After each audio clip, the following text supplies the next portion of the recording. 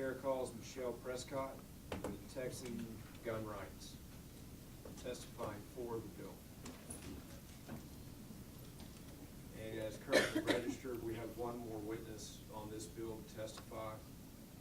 So if you choose to testify on the measure, please I raise have to your wake my leg up.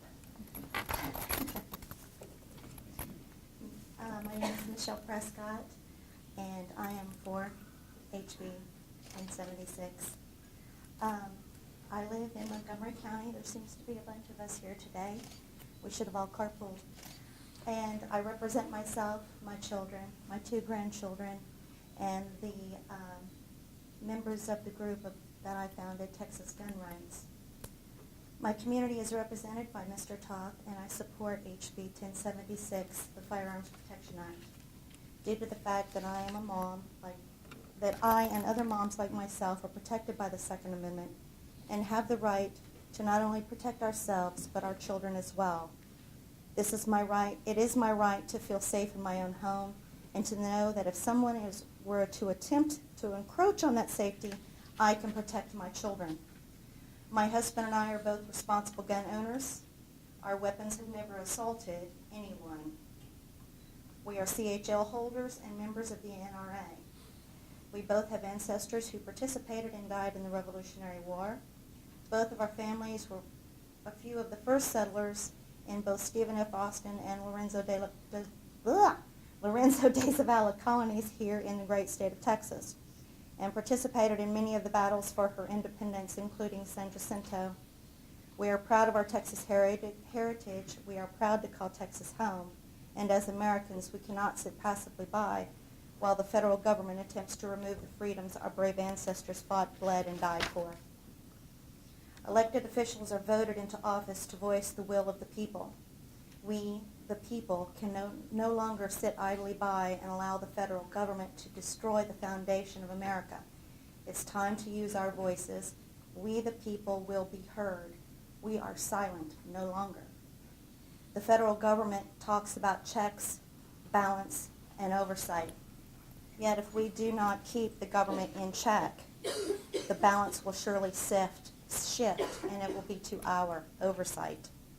The federal government has taken it upon itself to attempt to remove or limit the rights that this great nation was founded upon, and due to the evil actions of a very few.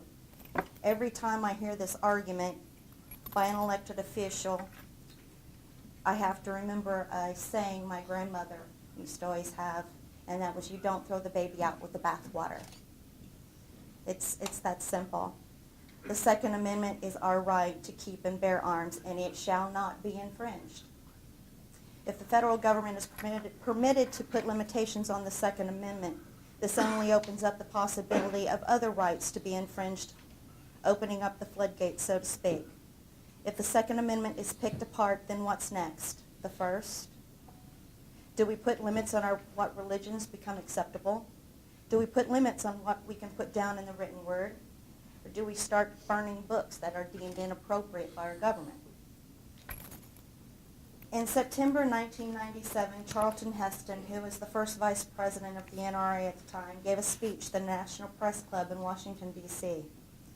There's one paragraph in particular that he said that I think sums all this up quite well. He said, and I quote, "I say the Second Amendment is, in order of importance, the First Amendment. It is America's first freedom, the one right that protects all of the others. Among freedom of speech, of the press, of religion, of assembly, of redress of grievances, it is the first among equals. It alone offers the absolute capacity to live without fear. The right to keep and to bear arms is the one right that allows all rights to exist." I'm almost done. The Firearms Protection Act will protect Texas citizens' rights, and it will tell the federal government that we will not tolerate it infringing upon our rights. It will send a message that will be heard all over the country, and other states will likely follow suit. Texas has the great opportunity to lead the nation and stand up against those who would limit our rights and protect our state's sovereignty and the people who call Texas home. In closing, I would like to leave you with a quote. Actually, it's one of my father's favorites. It's by the European philosopher Voltaire, and it says, "Tyrants have always some slight shade of virtue. They support the laws before destroying them."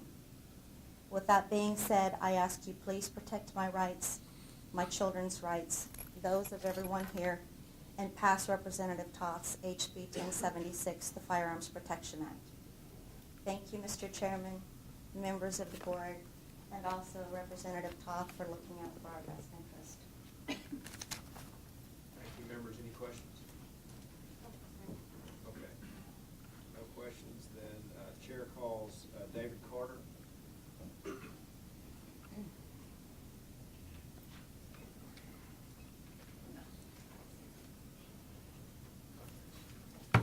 David Carter from Temple, Texas. I am speaking in support of this bill, HB 1076, and representing myself. I really want to thank Representative Roscoe and Toth for their two bills. I think both of them are excellent. I like the fact that this bill creates two offenses. One is if a city or an agency institutes a policy that would tend to enforce these unjust federal laws. And then at the end, in subparagraph H, a person, law enforcement officer, or any other person commits an offense if they try to enforce these acts that were previously defined. So I think it's a very comprehensive bill. There's a bill that I think President Creighton that you've introduced, it has the word seize. Another bill has the word seizes. A person commits an offense if they seize.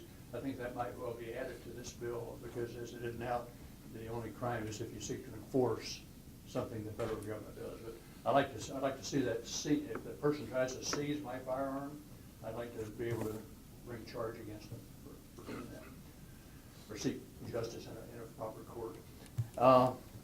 With that said, a theme here has been protecting or deconflicting law officers who might feel a conflict between enforcing federal law. If ATF comes in, or the FBI, or DHS comes in and says, "I want you to go with me so I have color of law to take this person's firearm," he can simply tell them that under state law, I can't do that. I think that's very important that be put in the state statutes.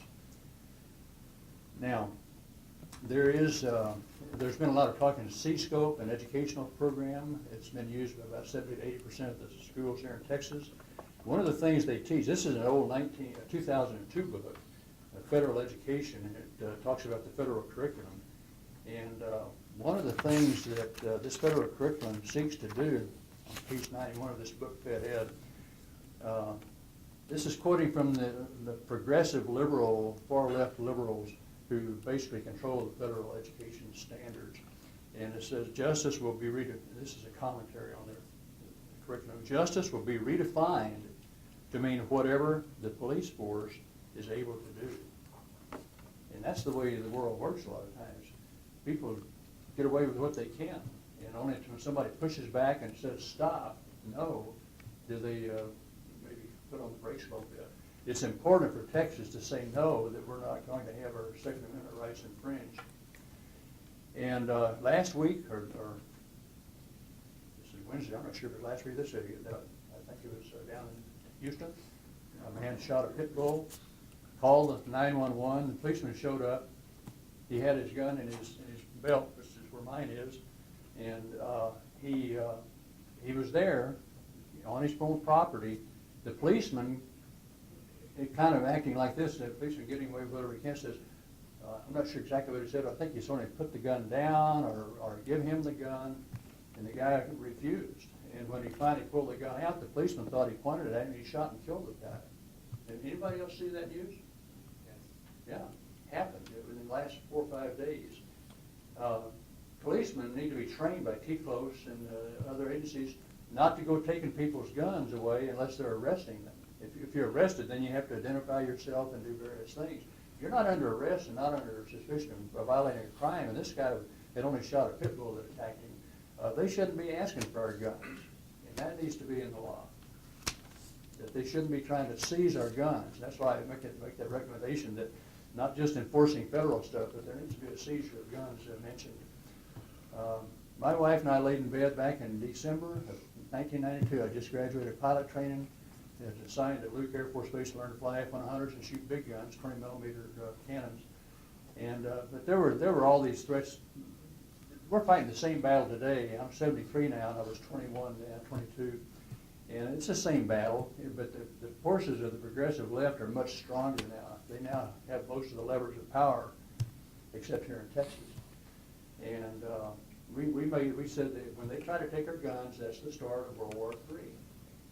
And I mention that occasionally to my kids. I have 5 kids that are growing up, and one of my last son one day asked me, says, "Well, Dad, what are you going to do when they come for your guns?" And so it's a big question: what, when? And it's going to make my life much simpler if I know that my local sheriff and Temple Police Department aren't going to be in league with some jackbooted thug federal agent, if I could use that very derogatory term, to come and take my guns. It would only be, the agents have to come themselves. There are not very many of them. There's not many federal officers. So we need this protection for our law enforcement, for our citizens. I hope that makes sense.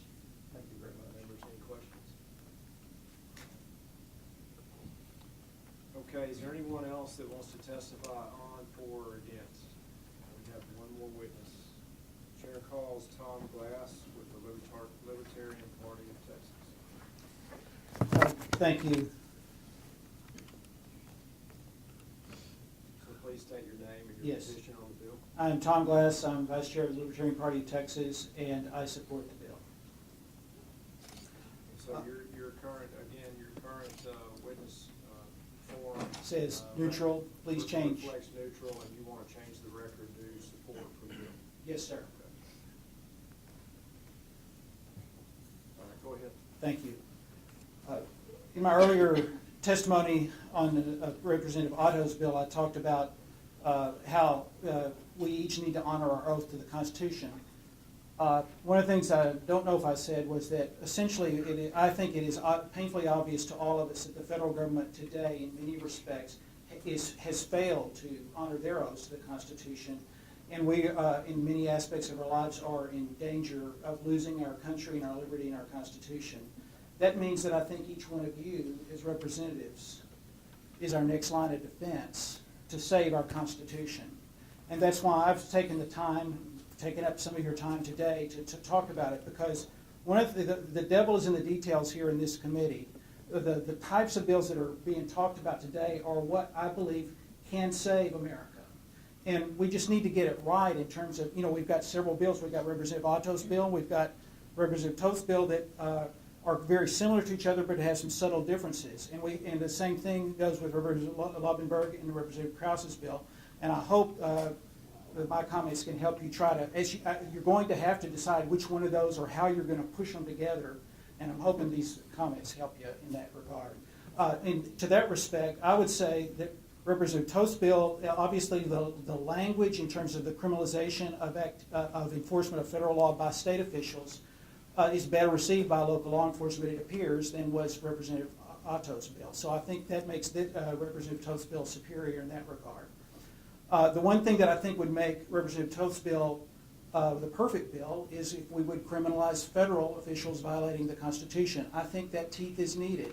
I think it's not enough to ask Mr. Carter to go up against the feds by himself. I want my law enforcement agents to be able to know that under the law that we the people, as represented by you guys, believe that when the feds try to take our liberty, the state officials will resist that, and there will be penalties for violating the supreme law of the land, the Constitution. So I'm hoping we can add that without Representative Otto's deference to the courts that defers to them to make the decision about what's constitutional or not. So I think we're getting real close. If this bill passes as is, we're in good shape. We'll be in better shape if we can merge the best of both Otto's and Toth's bill together. Thank you. Okay, thank you very much. Thank Members, you. any questions? Okay, is there anyone else that wants to testify on, for, or against Representative Toth's House Bill 1076? If not, then Representative Toth, please close on the bill. Thank you, Chairman, members. You guys have been so patient today. And I know how hard it is when you're probably serving on another committee. I I'm serving on one right now too. No, I'm not. You know, I think if there's one theme that came from the testimony today on all the bills, it's that it's not the tool in a person's hand that endangers society. It's the evil in a wanton heart, and no law will ever shield us from that. And on January 8th, all of us took an oath to protect and defend the Constitution against enemies both foreign and domestic. When we took that oath, we weren't told that we could pick and choose what part of the Constitution we would or would not protect and defend. It was the whole Constitution. And I urge you to pass this law, House Bill 1076, that defends our liberties. This is not a Republican or a Democrat deal. This is not a conservative or a liberal deal. This is not an Obama or a Bush deal. This is about liberty, and we all hold that dear. Thank you, each and every one of you. I so appreciate you. Thanks. Vice Chair Walling. Thank you, Mr. Chairman. Representative Toll, you mentioned officials having evil in their heart. What, Can you explain what was that statement? I'm sorry. No, okay, so I guess what I'm trying to say, I'll say the statement again. It's not the tool in a person's hand, in other words, a gun, that endangers our society. It's the evil in a wanton person's heart. So the individual that went into Sandy Hook, as an example, and killed all those children, it was the evil in his heart that caused that damage. 20 years ago, when a young man was let go from a nightclub in New York City, he went out and he purchased a jump rope, a can of gas, and a big lighter. He took the jump rope and he secured the back door to that nightclub. And then he took that gas can with the big lighter and created a fuse with it and killed 20 people. He didn't use a gun, but it was one of the most extreme cases of innocent lives being lost because of the evil inside that man's heart. And I guess that's the point I was trying to make. I apologize if I wasn't clear. Okay, so what, and I apologize for coming late, though, was with my senator. Randy, you know how you have to go meet with your senators. Yes, you do. And so, what do you know, I know that we have a lot of controversy regarding this Sure. issue. I want to take the politics out of it. Yes, sir. You know, because what happened at Sandy Hook was atrocious. That was evil. That was evil. I agree with you with that. Yeah. But what I don't want to happen is these reactionary measures, and using these measures to politicize an issue that really needs to be, I think all of us can agree. I know there has been some folks that mentioned liberals and whatnot, but I think we can all agree that, particularly in Texas, we do care about our gun rights. We do, all of us. And But- one of the things that I've been so impressed with in serving here, I'm a freshman. But let me Go ahead, I let me- apologize. Let me finish. I don't want these bills to be vehicles to grandstand either, I agree. okay, on the other side. Both sides, I Okay. agree. Yeah. And I hope that we don't do that. Yes, sir. That's just my fear, is that we use these tools, we sensationalize these issues, and we go down avenues that we should not even go down. We need to have serious conversations about gun safety. And I think for the most part, any of these measures at the federal level, all of us can probably, knowing how the legislative process works, I find it very hard that any of these other gun measures at the federal level will pass the U.S. House of Representatives.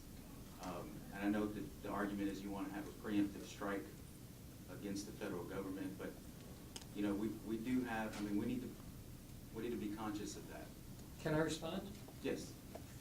I grew up in, sorry to shock you all, about 20 miles south of Webster. And it was about 2 months ago that a gentleman woke up one morning and he set his house ablaze. And he laid in the bushes waiting for the Webster Volunteer Fire Department to arrive. When they arrived, he started killing them. He injured several and he killed 2. And within 1 month, the response of the New York State House and Senate was to make the type of gun that he used illegal and to state that magazines above 7 rounds were not legal. Rather than Sheldon Silver, who's the Speaker of the House, rather than looking himself in the mirror and acknowledging that he had blown it as a lawmaker by allowing this guy to buy a weapon for him that was purchased illegally, and rather than making sure that New York State has tougher gun laws against people that violate gun laws, meaning a person that buys a gun illegally. You're not allowed to buy a gun. When you buy the gun, you have to fill out a form that basically states that you're buying this gun for you and not somebody else. And it's very clear that you're not allowed to buy a gun for a felon, a convicted felon. This person did that. They broke the law. And then they gave this gun to this guy. And he then used it to kill innocent people. No amount of laws are going to stop that. And the reason why we are preempting this is because we don't want to see the same actions happen. The President has stated on a number of occasions, if Congress does not act, I will. He's said that several times, and he has said that about these gun control laws that he's talking about implementing. And again, as Chairman Crichton already pointed out, we're only here for 5 months every 2 years. We will have no time to enact this once we leave in May. So we're not really, honestly, not trying to grandstand. It's really a case of we have a representative form of government, and the folks have spoken back in my district and across the state of Texas that this is a necessary deal that we get after this. So, does that answer your question? Thank you. I appreciate it. Members, any other questions? Yes, Representative Bell. Thank you. Not really a question or just a comment. I think it's very important that we realize that when we look at reactionary responses, we can't allow tragedy to shape what are our constitutional rights. We can't allow them to be eroded by that. And I think I very much appreciate this bill 1076, very much stand strongly in favor of our Second Amendment rights. And just want to be certain that I, for one, as a co-author of 1076, do not believe it to be reactionary. It is simply an effort to make certain that those rights are not eroded, and that we don't place our law enforcement officers in a precarious position in the event that our federal government acts in a manner that would otherwise create an erosion of those rights. So thank you, Mr. Chairman. No other questions? Thank you. Representative Tubb, appreciate you. Okay, at this time, the House Bill 1076 will be left pending, subject to the call of the chair, and I'll pass the gavel and chair to Vice Chair Burkett so that I can lay out the final bill here. Members, House Bill 1314 creates an offense for the unlawful seizure of a firearm.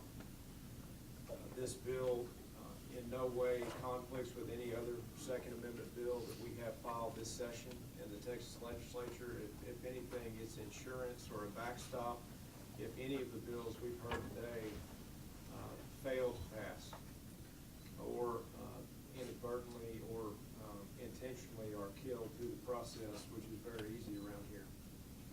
To put it simply, this bill will make it a crime punishable as a Class A misdemeanor for any public employee or official, state or federal, to seize a firearm using their office in order to enforce a federal bill or federal legislation that's been deemed unconstitutional by the United States Supreme Court.